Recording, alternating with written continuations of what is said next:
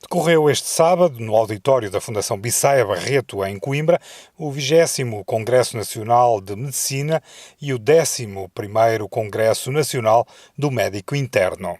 O tema principal do Congresso é a relação médico-doente, património do ser humano. A essência da medicina começa na relação médico-doente, é que o primeiro ato médico que nós temos em que definimos com aquele doente o que é que vai acontecer a seguir. E por isso é fundamental nós conseguirmos preservar, conseguirmos valorizar esta relação e conseguirmos fazer entender os vários governos, não é só o governo português, os governos de uma forma geral, de que esta relação médico-doente deve ser preservada e deve ser valorizada para termos uma medicina melhor, para termos uma medicina, até se quiser, com mais economia, porque nunca as pessoas pensam nisso, mas deviam pensar, de facto, mais tempo pode ser melhor tempo, seja para o doente, seja para o próprio médico, que também tem tido algumas deficiências por causa desta má relação que muitas vezes existe, nomeadamente traduzida nas elevadas taxas de burnout que existem no nosso país. Existe hoje um peso avassalador de burocracia sobre os médicos. E eu gostaria de ouvir essas pessoas muito dizendo que as tarefas não médicas que os médicos neste momento são obrigados a executar, essas sim, deviam ser libertadas para outros profissionais de saúde, porventura até mais especializados nessas tarefas administrativas do que propriamente os médicos. E isso não está a acontecer. E permitindo não aos médicos fazerem ainda mais produção, aquela produção que eu entendo que não é uma produção exclusivamente de qualidade, porque é uma produção numérica, e isso permitir que os médicos pudessem desenvolver mais a sua proximidade com o doente. A comunicação médico-doente esteve em debate na primeira mesa. Alertar exatamente para essa necessidade de, nestas novas gerações, sobretudo a sociedade vai se mutando e atualmente os médicos são cada vez mais confrontados e questionados com as decisões clínicas e com o próprio diagnóstico e de alguma forma é preciso aprender a comunicar com a nova sociedade e isto independentemente de algumas pessoas terem maior capacidade que outras de comunicar, não é um dom, é algo que tem necessidade de ter uma formação própria e cada especialidade tem a sua especificidade. A área da comunicação sempre foi central na prática médica, porque nós de facto relacionamos-nos com pessoas e isso é muito bom. O que é que acontece? Cada vez mais se vai percebendo que as expectativas das pessoas que nós tratamos são elevadas em relação a esta área da comunicação e há que credibilizar, preparar os médicos cada vez melhor para poderem corresponder a essas expectativas. Teve ainda lugar a palestra Cancro com Humor, é possível ser feliz no caos?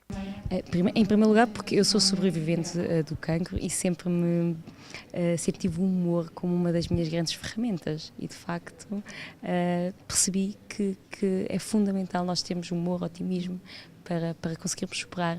É tão mais fácil se estivermos felizes, se soubermos brincar com as nossas dificuldades desta fase difícil. E por isso é um dos projetos, sempre foi um dos meus projetos de vida, que era fazer alguma coisa de útil com este cancro e pensei que nada melhor do que eu próprio transmitir essa esperança e essa alegria. Da parte da tarde esteve em cima da mesa a relação médico-doente na essência da medicina. A relação médico-doente nos últimos anos tem sofrido muitos desafios pressionados pelas estatísticas, pelo tempo, pelas novas tecnologias, pela diferença dos doentes, por várias condicionantes externas que têm de alguma forma prejudicado o clima de empatia, de relação e de confiança que é obrigatório no estabelecimento de uma relação médico-doente.